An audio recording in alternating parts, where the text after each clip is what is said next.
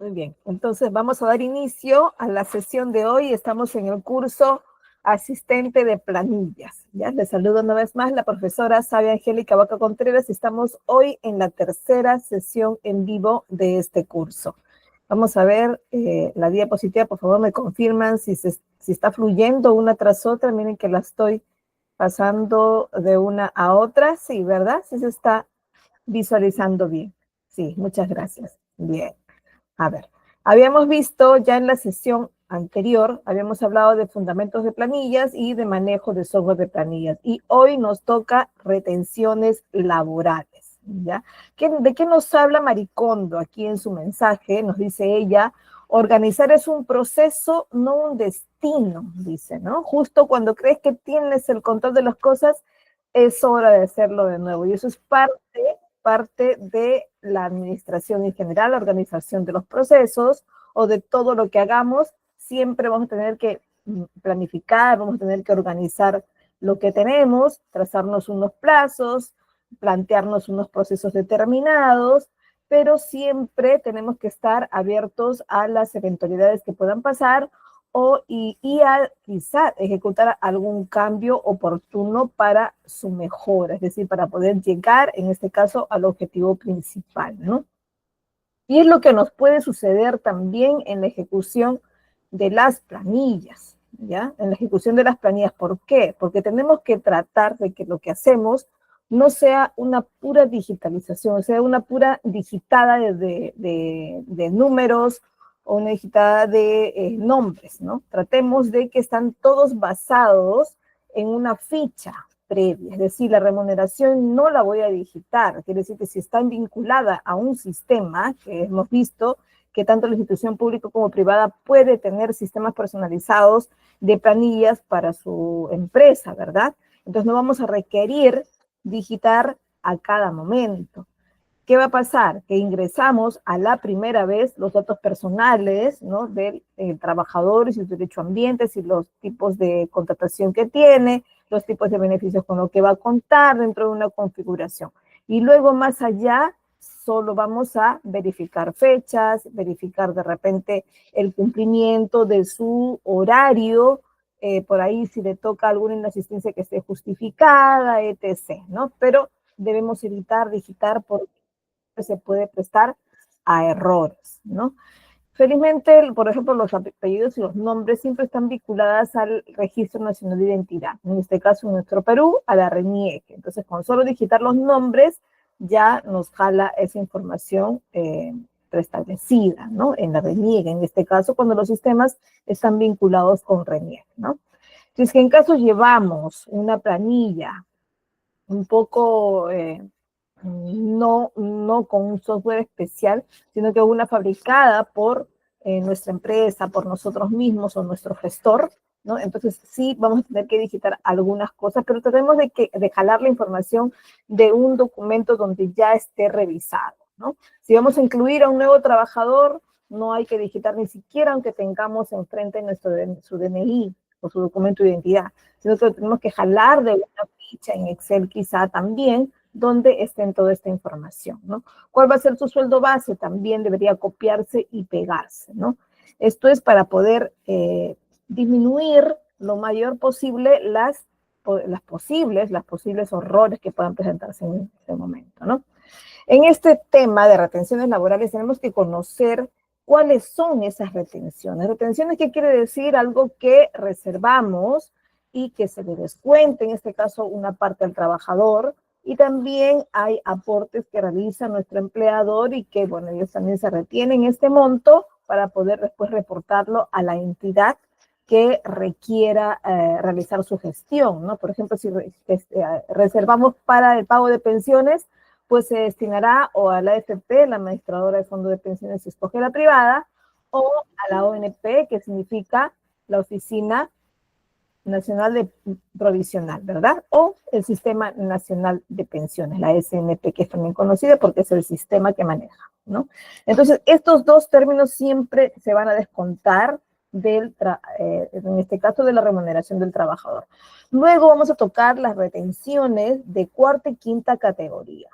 ¿Por qué vamos a tocar las dos? Para poder tener un poco la diferencia de ambas, y otra para poder entender que hay un trabajador que no solo puede dedicarse a estar permanentemente en una empresa y estar en planilla, ¿no? Y al estar en planilla está en quinta categoría, sino que también eventualmente puede realizar trabajos fuera de esa oficina como profesional privado. Entonces va a tener que generar o va a pertenecer en este caso a una renta de cuarta categoría como trabajador independiente. Y siempre va a repercutir en el impuesto que pueda pagar por estar en planilla. ¿Por qué? Porque el monto que se pone como tope siempre va a sumar entre cuarta y quinta, ¿ya? Como profesional. Vamos a ver la posibilidad que tienen estas dos categorías de suspender, es decir, de pedir permiso una vez al año y decir, ¿saben qué? Este año no voy a llegar a... Así que por favor, suspéndanme el descuento mensual, ¿no? Esto es declarativo, ojo, y además requiere un compromiso legal también, porque ¿qué pasa? En enero me doy cuenta de que sí, con el sueldo con que empecé, porque solo estoy laborando en una sola empresa, no estoy en... bueno, puedo tener también mis trabajos eventuales con recibo por honorario, bueno, esto suma y me comprometo a, en este momento, según mi proyectado, decir que no voy a superar. Pero ¿qué pasa si en febrero, en marzo mejora mi situación de trabajo y tengo más trabajo para esto y por lo tanto mi economía también mejora, ¿no? Entonces mis ingresos se vuelven mayores y entonces tengo que declarar nuevamente, es decir, ya no suspender el pago del impuesto. Entonces nos centramos en estos 4 conceptos para desarrollarlos un poco, ¿sí? Aquí tenemos que estar completamente seguros de qué se trata. La ONP habíamos dicho que pertenece al Sistema Nacional de Pensiones, ¿no? Es la Oficina de Normalización Previsional, ya que se encarga justamente de recaudar esto, ¿no? Que es la que va a tomar la posta para poder realizar su mejor administración, tomando en cuenta de que el aporte que se da al Sistema Nacional de Pensiones no pertenece al trabajador, sino pertenece a un fondo común de todos los que se puedan jubilar, ¿no? Es la diferencia con la AFP. La AFP sí es un fondo que pertenece a cada uno de los trabajadores, ¿no? Y por eso es que hay un estado de cuenta mensual donde nos dicen cuánto va creciendo nuestros aportes, ¿no? Entonces, la ONP generalmente puede ser parte de un régimen público, pero no siempre. Ahora los que somos servidores públicos también podemos escoger pertenecer o que se nos descuente y aportar a la AFP. Sí lo podemos hacer, ¿no? Y bueno, los demás, la mayoría, bueno, puede optar por la parte pública, ¿no? Dependiendo qué les conviene por el tiempo de servicios, por el tiempo que van a acumular de servicios también, ¿no? Por ejemplo, en forma particular, yo sí, a mí me conviene, por ahora, mientras los sistemas están como están, me conviene para el tiempo que empecé en institución pública estar en la ONP, ¿no? El Sistema Nacional de Pensiones. Sin embargo, otras personas han optado por el sistema privado, ¿no? Que en este caso es la AFP. Está destinado entonces este cobro a la planilla de los trabajadores. Siempre puede ser público o privado, exceptuando aquellos, en este caso, que optan por el sistema privado, que es la AFP. Entonces se descuentan a todos los que hayan optado por elegir un sistema de pensiones, en este caso, del Estado, ¿no? Quien alberga esto. La ONP tiene 3 características principales. Tiene aportes, es decir, tanto empleador como trabajador realizan aportes mensuales, ¿no? La tasa es 13%, ¿no? Del bruto, del ingreso bruto, ¿no? En este caso, el empleador lo retiene, en este caso, calculado del salario del trabajador y lo guarda y lo envía después a la ONP.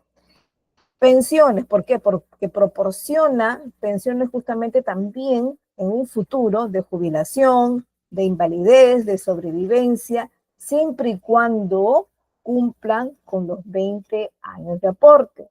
Si la edad de jubilación está a los 65, pero empezaste a trabajar a los 50 años, a los 65 vas a tener 15 años de aportación y no te vas a poder jubilar. Necesitas acumular unos 20 años. Por eso es que hay personas que no se jubilan ni el que tenga sus 65, 70 años, sino se jubilan un poco más para poder llegar a estos años mínimos de aporte.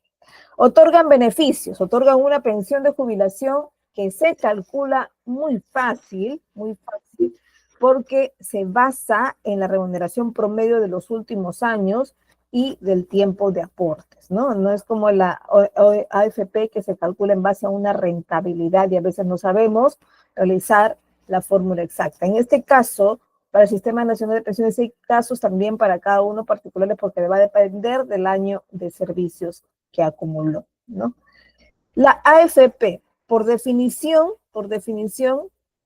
es la administradora de fondos de pensiones privados en este caso, ¿no? Es un sistema privado de pensiones, de hecho, y es una alternativa también al sector público, ¿no? Gestionando, pues, esto siempre está gestionado por entidades privadas, ¿no? En general está administrado por bancos, ¿no? Cada banco puede tener su propia administradora de fondo de pensiones, ¿no?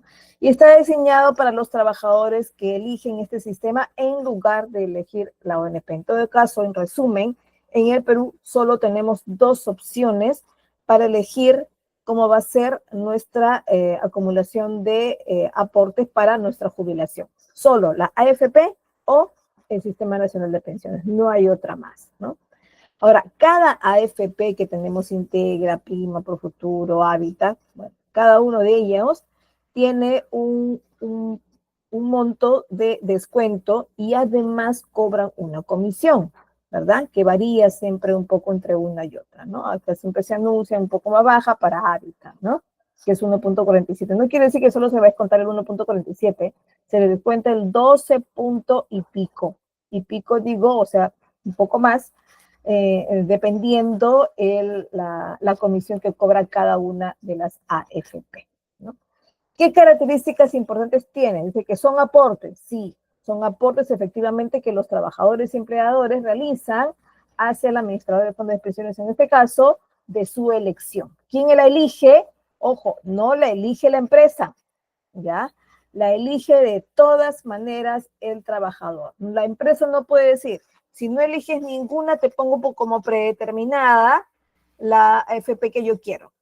Y no, tiene que haber una declaración firmada por el trabajador para recién optar por la AFP que más convenga, en este caso el trabajador que es libre de elegir, ¿no? La tasa del aporte total es 13%, más un porcentaje adicional para la comisión, ¿no? Va a variar un poquitito nada más entre una y otra.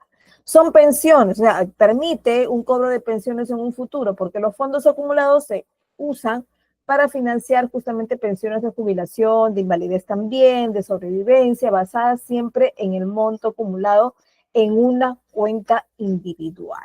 Sí o sí está en una cuenta individual para cada uno de los trabajadores, porque este dinero sí es parte, no es un fondo común, es un fondo para cada trabajador, ¿no? ¿Tiene beneficios? Sí, porque al final tiene una pensión que de hecho depende del monto acumulado en el fondo y además depende también de la rentabilidad de la institución que lo albergó, ¿no? En este caso que está vinculado a un banco, ¿no? Por eso es que están, y ustedes tienen que estar ojo, con los que estén en el sistema privado de pensiones, tienen que estar ojo con el estado de cuenta que les llegue, en este caso, a sus correos, ¿ya? Por aquí vamos a definir ya de qué se trata estas personas que pertenecen a la cuarta o quinta categoría, que de hecho son personas naturales. Aquí estamos hablando de categorías para la SUNAT, para el pago del impuesto, ¿ya? En ellas pertenece, hay una primera, segunda, tercera, cuarta, quinta categoría. Estas no se refieren a categorías jerárquicas, no es que una es más importante que la otra, sino que son categorías para poder aportar en los impuestos. ¿Cuál es la diferencia? Que cada una tiene sus propias definiciones, ¿no? En la SUNAT maneja 5 definiciones para poder calcular, en este caso, los diferentes tipos de impuestos que tenemos, ¿no?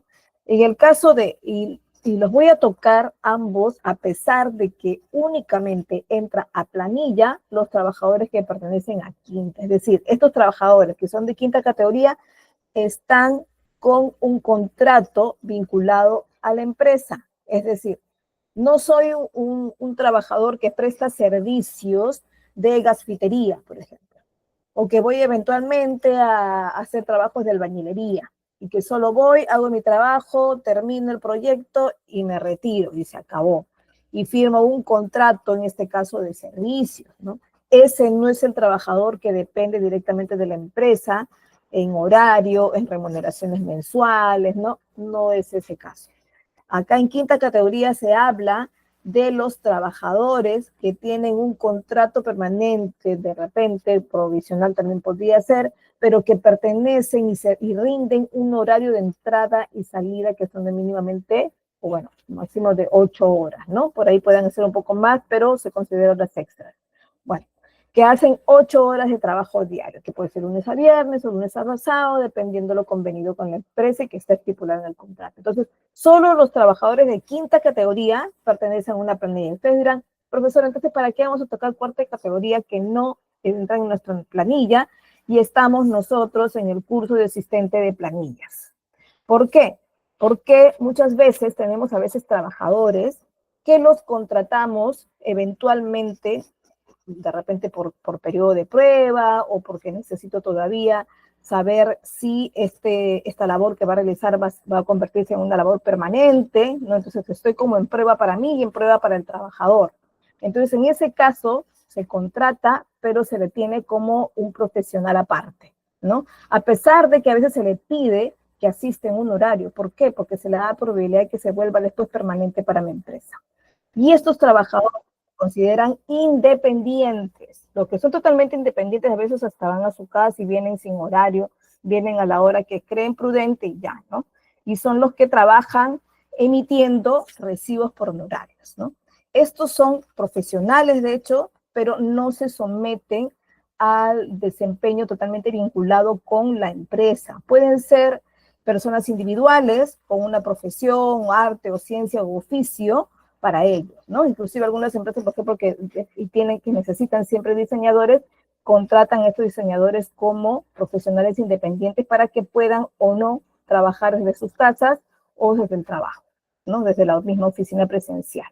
No quiere decir que los que trabajan en forma remota son de todas maneras personal que no están en planilla, que solo van por y emiten su recibo por honorarios, no, porque también existe el trabajo dependiente, el trabajo en planilla con quinta categoría, pero que hacen su labor home office, es decir, van a sus casas, declaran que han trabajado en ciertas horas obligatorias y se hace un control de modo remoto, ¿no? Entonces, hay que diferenciar estos dos. Ahora, en la cuarta categoría es cierto que no tienen, en su mayoría, porque te les voy a explicar cuál es el caso que sí tiene un horario dependiente. Hay un caso, sobre todo en la institución pública, que sí pertenece a una planilla, sin embargo, está en cuarta categoría, ¿no? Y justamente ellos están reclamando esto, ¿no? Que ¿por qué me ponen en cuarta categoría si todavía me piden un horario de entrada y salida y si por ahí tengo una falta se me sanciona, se me descuenta, ¿no? Pues todavía es. Y estos son los llamados CAS. Por eso es que es necesario conocer también lo que pasa con cuarta categoría, que por ahí en forma de trabajo y responsabilidades se parecen mucho. Las grandes diferencias, lo vamos a ver en otro cuadrito, pero básicamente es que el de la derecha son todos dependientes, quinta categoría son todos dependientes, si están sí o sí en una planilla. Y en la cuarta categoría hay solo un caso, un tipo de contratación que está en planilla y son dependientes, pero todos los demás son totalmente independientes. Hacen su trabajo en un cierto tiempo porque solo es un proyecto que hacen y chao, ¿verdad? Y termina su vínculo. En el caso de cuarta categoría dice, no se incluirán como rentas de cuarta categoría aquellas personas obtenidas por personas naturales o no profesionales domiciliadas que perciban ingresos únicamente por actividades de oficio, ¿no? Entonces, estas también se tienen que considerar. Entonces, eso es básicamente lo que quiere decir y lo que se diferencia en este caso, cuarta categoría, quinta, y por qué estoy tocando en este caso también cuarta categoría. Resumen, tenemos trabajadores dependientes, que son personas naturales, que prestan servicios de manera personal, libre de todas maneras, consciente, subordinada, y siempre están a través de un contrato, ¿sí? Y las independientes son las personas que en este caso emiten recibos por honorarios, rentas, por boletas de pago, depende si tienen una pequeña empresa también, y realizan una prestación de servicio a terceros sin subordinación laboral específica, ¿no? En cambio, la de derecha sí está entrando y saliendo a la hora que se le pide, ¿no? Y es totalmente subordinado. ¿Qué más podemos decir de la cuarta categoría? En este caso, la renta bruta, o sea, la remuneración así sin descuento, son las obtenidas en el ejercicio individual de cualquier profesión, arte, ciencia, oficio, ¿no? Las personas, en este caso los servicios prestados por los trabajadores CAS, es lo que les había dicho, también son los únicos casos dependientes que pertenecen a cuarta categoría. Luego, las dietas, retribuciones obtenidas por las funciones de director, por ejemplo, de empresas, gestores de negocios, generalmente son las personas que están vinculadas a una alta dirección, regidores municipales, por ejemplo, consejeros regionales. En esos casos no se procede a deducción. Hay una deducción que no se le hace del impuesto, a ellos específicamente. Ojo, a directores de empresa, a gestores de negocios, a mandatarios, a regidores municipales, ¿no? Entonces, en estos casos no se generaliza, se complica un poquito más porque son casos especiales de tipos de contratos públicos, ¿ya? Son contratos del Estado. Pero en institución privada sí es mucho más fácil diferenciarlo. Quinta categoría, dependiente, que está con contrato en la empresa. Y cuarta categoría son los que no están con contrato y no tengo ni siquiera obligatoriedad en la institución privada, ojo, los que están en cuarta categoría, de ponerlos en planilla. ¿Ya? En eso para resumir. La renta neta, bueno, sabemos por definición que la renta neta es lo que al final cobramos, ¿verdad? Y es la diferencia, en este caso la resta, de todos los ingresos, que es una renta bruta menos el 20% de la renta bruta. ¿Ya? Eso vendría a ser la renta neta y de ahí se hacen también cálculos varios. Hay algo que tenemos que recordar por aquí, las UIT, sí, lo vamos a tocar después, cuánto vale una UIT por aquí, ¿ya? A ver, hay obligaciones vinculadas al aporte pensionario, ¿no? El trabajador independiente de cuarta categoría, ¿ya? Tiene que afiliarse también a un sistema previsional. Ojo, hablando de los casos especiales, ¿ah?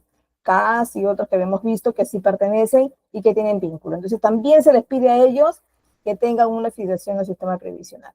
También se ha dicho, y salió un proyecto de ley en el Perú, ¿no? En el Perú, de que todas las personas que son independientes, es decir, de cuarta categoría, se les iba a cobrar de manera obligatoria a todos para su pensión, a todos. O sea, un albañil que vaya y haga un oficio de construir una pequeña pared y lo hace en un día y por lo tanto tiene que emitir un documento, que en este caso es un recibo por honorarios, desde ahí, por ese monto mínimo, se le va a cobrar un porcentaje para que vaya acumulando en su pensión futura, ¿no? Eso solo se quedó como proyecto de ley, no se ha dado todavía, ¿no? Se decía que iba a ser a partir de enero, pero quedó ahí. Todavía no se ha ejecutado la orden a pesar de que hay una ley ya hecha, ¿no? Entonces hay que efectuar, en algunos casos, como el CAS y mandatarios, efectuar una retención de un aporte mensual, ¿no? Para que después se clarifique a final del año, a final del ejercicio, y se calcule el impuesto, se descuente lo que ya fue adelantando mes a mes y al final pague la diferencia. O quizá, van a verlo después más adelante, pueda generarse una devolución también, ¿ya? Porque a veces pasa eso. A ver, un cálculo básico va a ser aquí en cuarta categoría, ¿no? Al final del año, el trabajador independiente está obligado a presentar su declaración jurada, ¿verdad?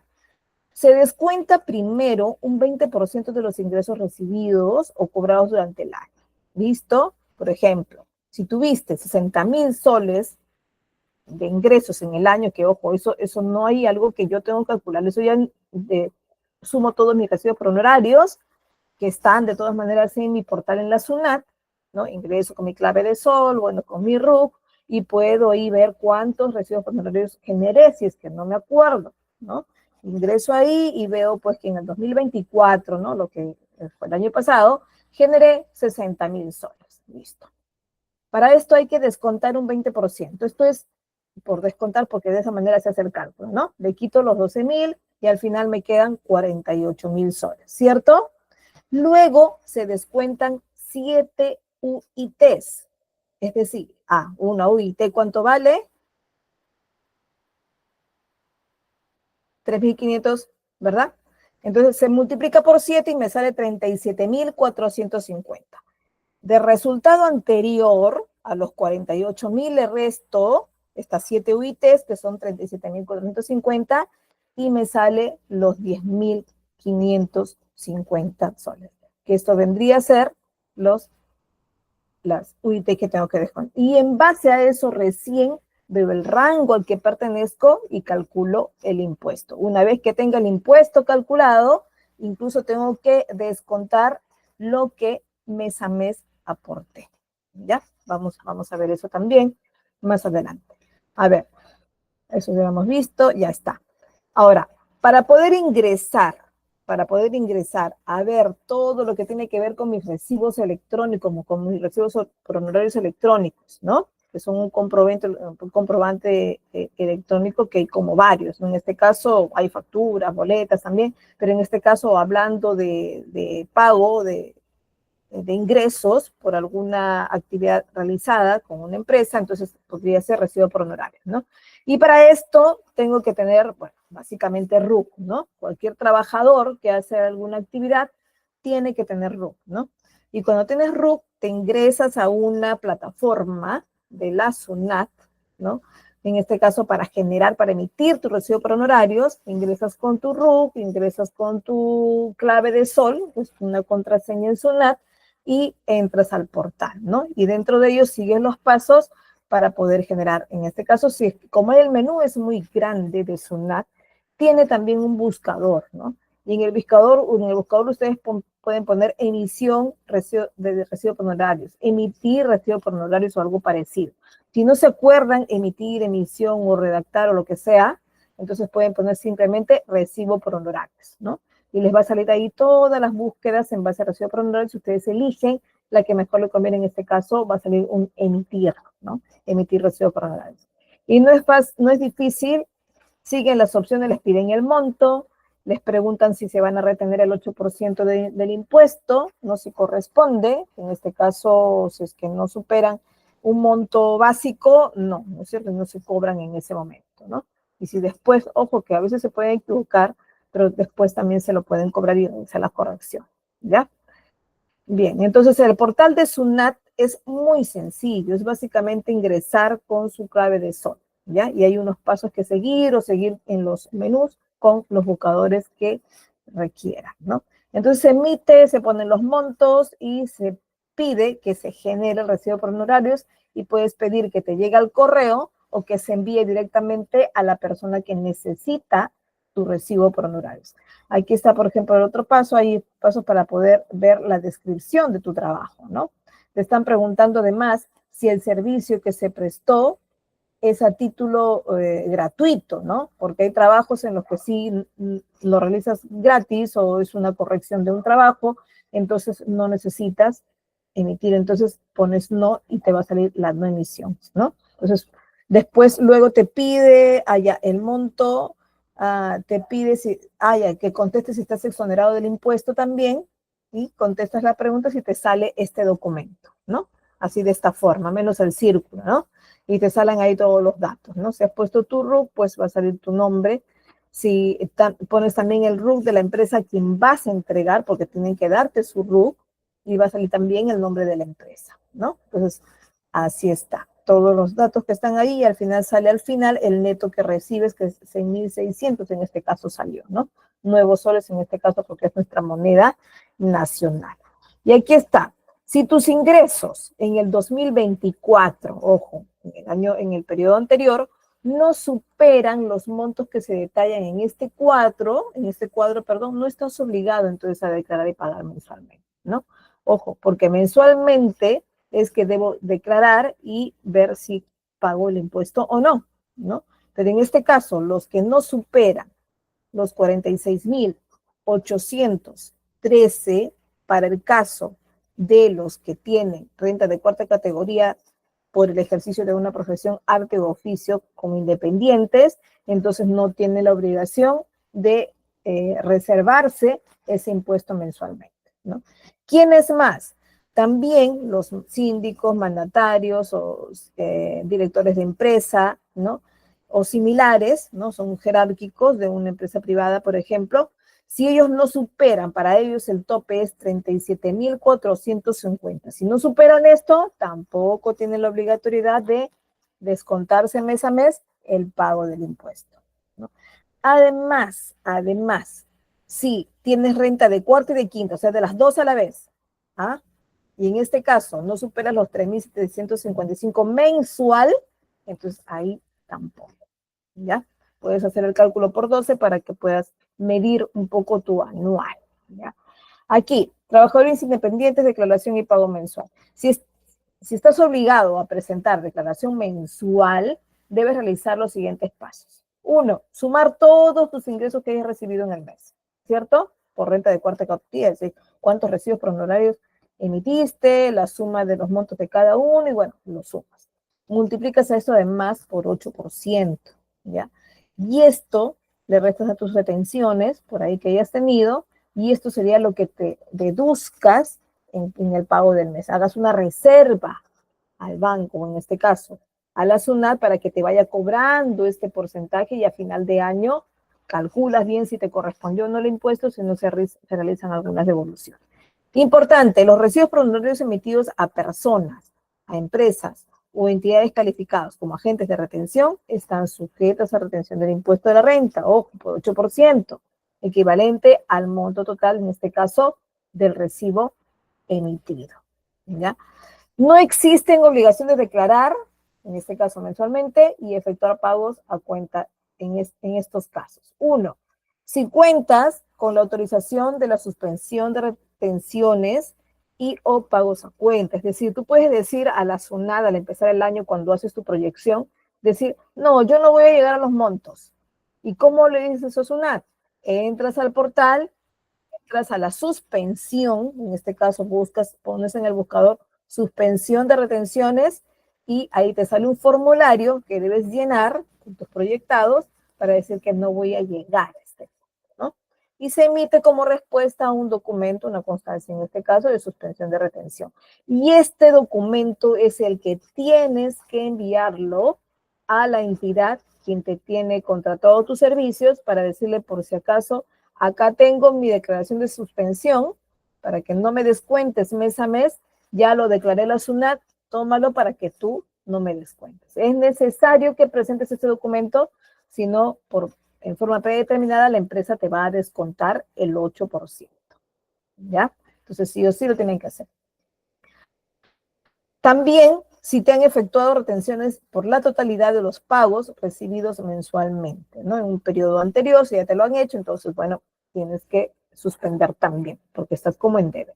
Cuando tus ingresos, ojo, no superan los 3.901 al mes, que es un cálculo promedio, porque la norma dice que no debe superar al año 46.813, ¿ya? Pero por ahí, si calculas por mes, es 3.901. ¿Ya? Entonces, para estos casos, no es obligatorio retenerte. Obtienes tus ingresos por funciones de director, para estos casos, sí, el tope es otro, ¿no? Por mes, 3.121 y al año, 37.450, ¿ya? Son dos casos distintos. ¿Ya? Acá nos explica que los contribuyentes que perciban rentas de cuarta categoría podrán suspender, en algunos casos, siempre y cuando nos estemos al tanto del tope, ¿no? ¿Qué más nos explica por acá? Nos explica que para el 2025 puedes solicitarla siempre en base a tus ingresos proyectados, lo que les había explicado. Y el formulario que vas a completar es el 1609, ¿ya? Ustedes dicen, ¿tengo que pedir ese formulario, llenarlo, escanearlo, enviarlo? No, necesariamente tiene que ser por la plataforma, ¿no? Cuando no lo sabes hacer, vas a SUNAT y SUNAT te ayuda con la orientación para que en la plataforma misma lo hagas, ¿ya? Pero es este formulario. A ver, por aquí, ¿qué nos dice? Nos habla de la renta bruta y del impuesto del 30% de la renta bruta. Este es otro caso, ¿ya? Por si acaso, las rentas de quinta categoría para el domiciliado son las obtenidas para prestar servicios en relaciones de dependencia, ¿no? No están obligados, por ejemplo, los que tienen renta en Perú, pero que no están domiciliados en el Perú. Ellos no tienen obligatoriedad de retenciones, ¿no? Por ahí hay trabajos también en línea que nos permiten tener ese tipo de liberación, en este caso del impuesto, ¿no? Las retenciones del impuesto a la renta para ambos casos, para renta de quinta o cuarta, aquí tenemos un paso a paso de lo que se debe hacer, en este caso, para calcular esa retención mensual. No es que tengo que retenerle sí o sí el 8% a los trabajadores de quinta, por ejemplo, sino se hace un tramo para cada mes, ¿no? Y se descuenta un porcentaje distinto, ¿no? Como primer paso diríamos que primero la remuneración mensual puesta a disposición del trabajador se multiplica por el número de meses que falte para terminar el ejercicio. Nos referimos al año, ¿no?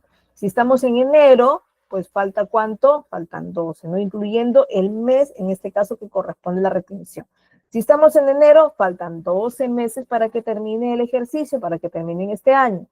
A dicho resultado se le suma, bueno, lo que también tengo a veces como ingreso, las gratificaciones ordinarias, las remuneraciones y demás conceptos que hubieran puesto a disposición del trabajador en los meses anteriores del ejercicio, ¿no? Y en conclusión tenemos acá el cuadrito que nos dice remuneración ordinaria mensual por el número de meses que falta para terminar el año, en este caso por 12, más gratificaciones ordinarias sería la remuneración bruta, ¿verdad?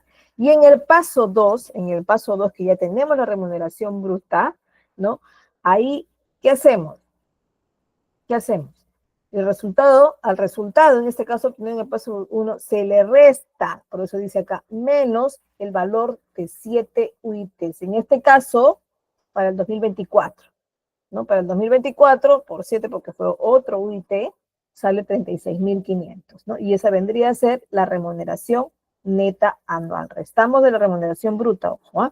¿Ya? Y nos resulta una remuneración neta. Luego, en el siguiente paso, a ese resultado obtenido, en el paso 2, en este caso, se aplican las siguientes progresiones acumulativas, ¿no? Determinándose para el impuesto anual proyectado. En este caso, se coge un primer tramo con 8%, y luego un 14%, luego un 17%, luego un 20% y un 30% al final, si es que es más de 45 UITs, dependiendo la remuneración neta que termine.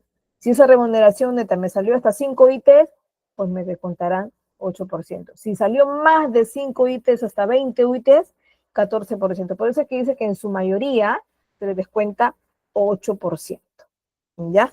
En estos casos. Y sale por ahí un impuesto anual proyectado. Ojo, desde enero comienzo a descontar, pero estoy proyectándome a un impuesto anual, ¿no? Que al final tengo que declarar y ver, pues, si salieron todos mis cálculos, o si por ahí, si tengo algún consumo en restaurantes, en hoteles o algo que me sirve también como deducción, puedo deducir, inclusive lograr alguna devolución.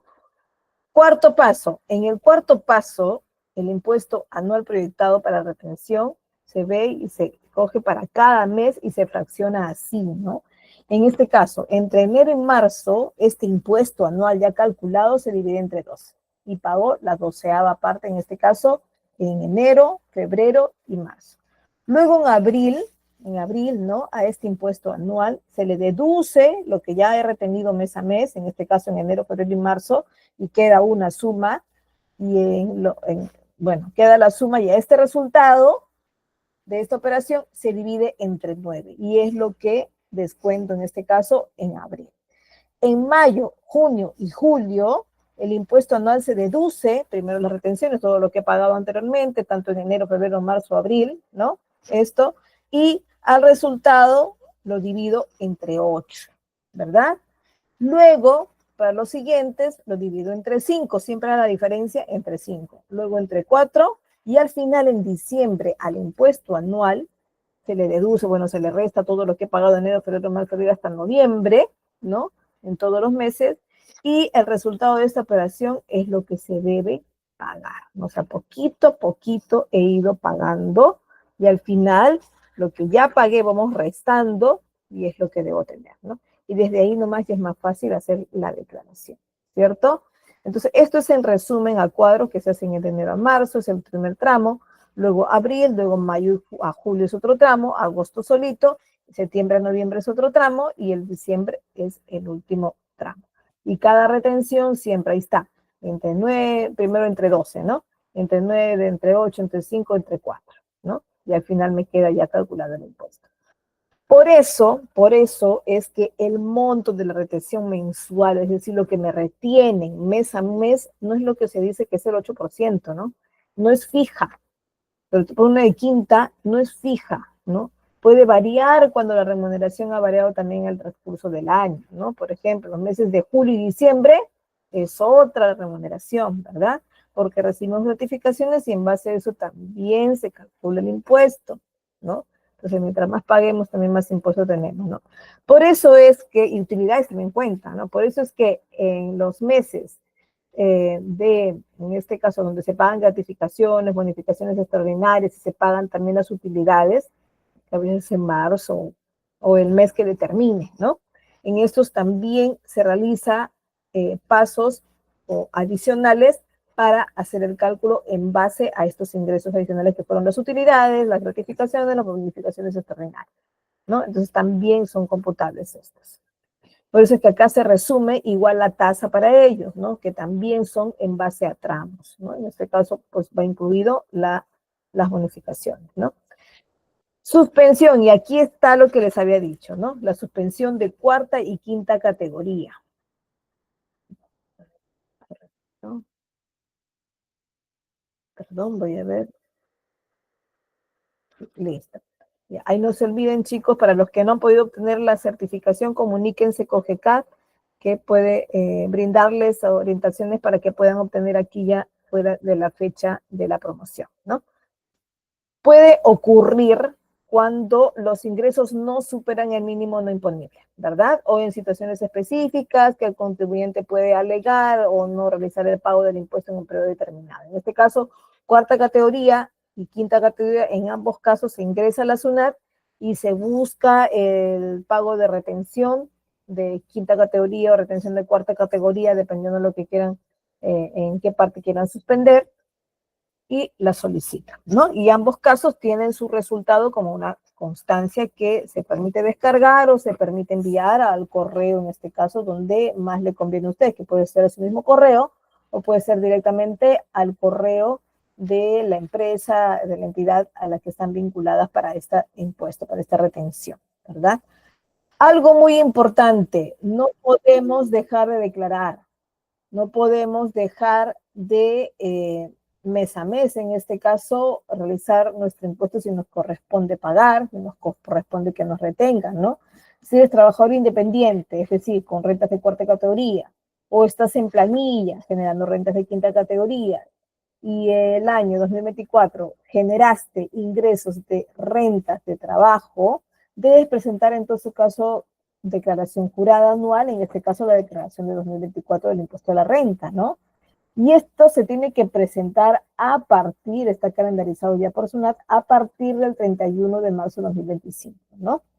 Hasta, ojo, desde ahí hasta el día del vencimiento, desde el 31 de marzo hasta el día del vencimiento, según el último dígito de tu número de RUC. Si tu número de RUC termina en 4, pues tendrás desde el 31 de marzo hasta el 30 de mayo 2025. Si tu número de RUC termina en 0, pues tendrás, porque todos empiezan desde el 31 de marzo 2025 hasta el 26 de mayo 2025, y así, ¿no? Según el cronograma que está puesto ahí, ¿verdad? A ver, por acá. En esta parte vas a tener la oportunidad de generar y de tener ahí algunos ejemplos, en este caso, puestos en la SUNAT, en la plataforma de SUNAT, donde puedes visualizar las obligaciones a presentar según la declaración jurada anual del impuesto que está por regularizar en este caso, ¿no? Porque tienes que declarar y por ahí pagar lo que te falta, ¿no? Y si te va a sobrar, pues generar la devolución o solicitar la devolución, ¿no? Porque a veces pasó que por ahí siempre se permite que tengas la oportunidad de no dobletear el impuesto, ¿no? Si tú fuiste a un restaurante y por ahí has pagado un tipo de impuesto, entonces ese monto también va a ser deducible dentro de los impuestos que tienes la obligatoriedad, ¿no? Y a veces pasa que generas tantos recibos electrónicos, en este caso boletas de pago electrónica que te pagan los hoteles, que año a año tú viajas continuamente y generas varios boletas de pago, en este caso vinculados con tu número de DNI, de hecho, tiene que estar siempre vinculado con tu número de DNI, ¿ya? Y además tiene que ser una boleta electrónica. Le tienes que pedir a la institución, a la empresa, al hotel o al restaurante que te genere boleta electrónica con el número de tu DNI, ¿no? Y pagar, se pide que el pago sea, pues en este caso, un pago bancarizado, ¿no? Con algún medio de pago por el banco, ¿no? Con algún tipo de tarjeta que puedas tener, ¿no? Esos son los requisitos para que te puedan considerar eso que has pagado por hotel, restaurante o algún otro oficio, ¿no? Para que te descuenten de tu impuesto anual, ¿ya? Entonces, tiene los casos prácticos aquí en la SUNAT. Además, determinar si debe presentar o no declaración jurada anual, porque hay unos casos en los que uno hace los cálculos y se da cuenta que no le toca presentar, en este caso, pago, ¿no? Pero tiene que declarar. Luego sí tiene que, en este caso, no declarar porque no llegó al monto también. O si es un caso que pidió suspensión de renta de quinta, pero que de pronto sí superó el monto y tiene que descontarse la renta de quinta al final del periodo, ¿no? Al final del año en este caso, ¿no? Entonces, hay varios casos que se podrían ver, ¿no? Y tomar en cuenta en todos los usos, ¿no? Básicamente, los de renta de cuarta y quinta categoría, ¿no? Yo no sé si ustedes en su mayoría, a ver, ¿tienen número de RUC? ¿Tienen RUC todos ustedes? ¿O de qué país son? En sus países también latinoamericanos como nosotros tienen un sistema de tributación donde también pueden generar algún tipo de cálculo previo dentro de sus plataformas, ¿verdad? Tributarias que puedan tener en su país, ¿no? Ustedes tienen número de identificación tributaria, en este caso en el Perú es RUC. A ver, díganme sí o no, si tienen número de identificación tributaria. Si son peruanos, tienen RUC, ¿no? O no lo tienen, porque todavía no generan ningún tipo de impuesto.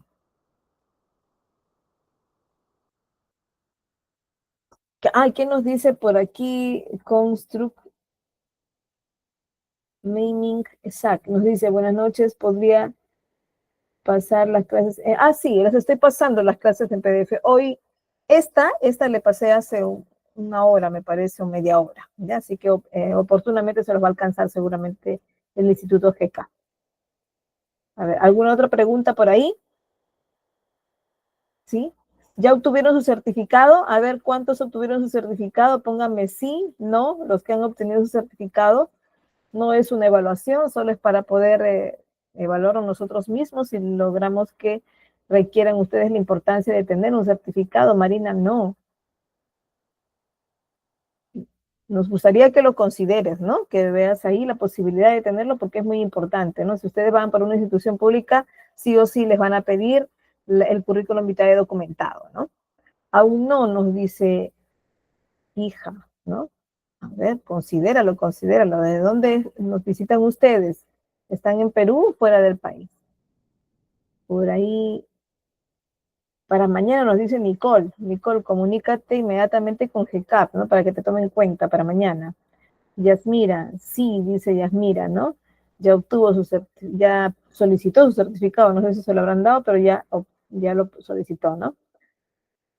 Aún no has podido, Marina, pero sí lo quieres, ¿verdad? Sí lo quieres, Marina, ¿sí? ¿Sí lo necesitas? Ya, comunícate con GK para que te oriente hasta qué fecha sale, te lo pueden alcanzar, o bueno, ahí anda preguntando, ¿sí? No dejen la oportunidad de poder registrarse con un certificado, que en este caso GCAP ofrece con el aval de International Workspace for Education, ¿ya? Así que tiene un aval muy importante para una certificación internacional.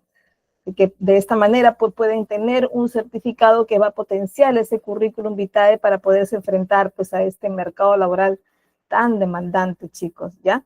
Vamos a tener el miércoles la siguiente sesión con 2 sesiones, me parece que voy a hacer 2 sesiones ese día, así que estén muy atentos al día miércoles, ¿ya chicos?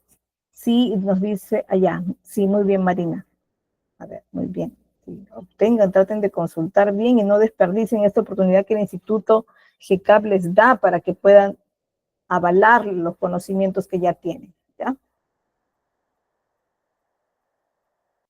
Muy bien, chicos. Entonces, nos vemos la siguiente sesión, ya con las dos últimas temas, ¿sí? Vamos a hacer ahí unos cálculos de la planilla y les voy a mostrar el Excel, ¿no? De lo que les había mostrado en la primera sesión, que estaban solo las capturas, pero esta vez vamos a desarrollarlas, ¿ya? Vamos a desarrollar uno en Excel, que es lo básico que ustedes deben conocer para poderse enfrentar en este caso. Ahora, lo que sí les considero es que repasen las definiciones, porque ante cualquier software que ustedes se enfrenten, lo básico es conocer cada término. Una vez que ustedes conocen cada término, van a poder saber de dónde sale cada uno, ¿no? Y por qué se le está aplicando ciertos porcentajes de descuento, ciertos porcentajes de deducciones para cada uno, ¿sí? Así que es muy importante repasar las definiciones, ¿sí?